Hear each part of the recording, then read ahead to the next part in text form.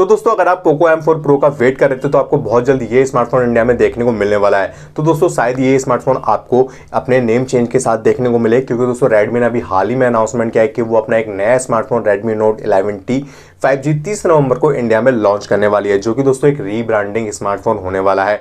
जी हाँ दोस्तों, ये स्मार्टफोन वही स्मार्टफोन होने वाला है जो दोस्तों आपको ग्लोबल मार्केट में पोको M4 Pro 5G के नाम से देखने को मिला था। तो दोस्तों क्या इसकी स्पेसिफिकेशन होने वाले हैं इंडियन मार्केट में, क्या दोस्तों इसकी प्राइसिंग रहने वाली है, बात करेंगे इन्हीं सभी चीजों की, तो वीडियो को एंड तक जरूर देखिएगा। नमस्कार दोस्तों, मैं हूं आपका दोस्त अरुण कुमार, स्वागत है आपका अपने चैनल टेक्नो ब्लिंक में। तो चलिए शुरू करते हैं नो गैप ओनली टेक के साथ।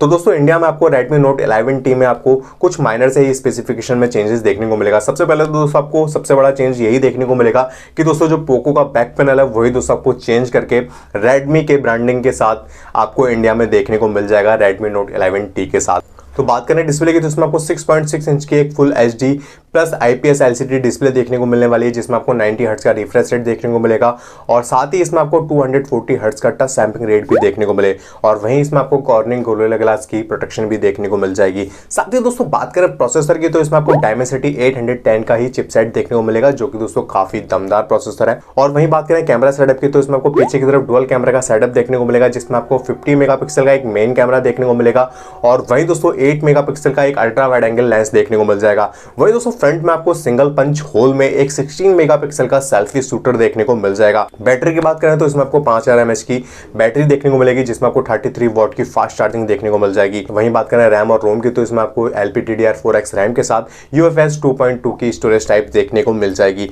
और वहीं बात करें दोस्तों इसके वीडियो रिकॉर्डिंग की तो आप इसमें 60 FPS और 30 FPS तक की 1080p तक फुल HD वीडियो रिकॉर्ड कर पाएंगे। और साथ ही दोस्तों इसमें आपको साइड माउंटेड फिंगरप्रिंट सेंसर देखने को मिल जाएगा। और वहीं दोस्तों बात करें कि Redmi Note 11T 5G में आपको कितने 5G बैंड्स देखने को मिलेंगे, तो दोस्तों अभी ये कुछ कंफर्म नहीं कहा जा सकता कि दोस्तों इंडिया में आपको कितने 5G बैंड्स के साथ ये स्मार्टफोन देखने को मिले। लेकिन दोस्तों जो Poco M4 Pro global market में लॉन्च किया गया था वो दोस्तों 13 5G बैंड्स के साथ लॉन्च हुआ था। दोस्तों देखने वाली बात यह होगी कि इंडिया में भी इन्हीं बैंड्स के साथ ये स्मार्टफोन इंडिया में लॉन्च होगा या नहीं।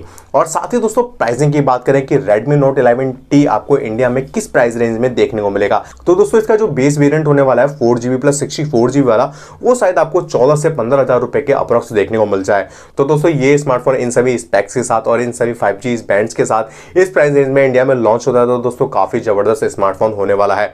तो दोस्तों आज की इस वीडियो में बस इतना ही। आपको ये स्मार्टफोन कैसा लगा आप हमें कमेंट करके जरूर बताइएगा और साथ ही दोस्तों चैनल पर नए हैं तो चैनल को सब्सक्राइब कीजिएगा, साथ ही में दोस्तों बेल आइकन को जरूर प्रेस कीजिएगा। तो मिलते हैं आपसे को नई वीडियो के साथ, तब तक के लिए जय हिंद, थैंक यू।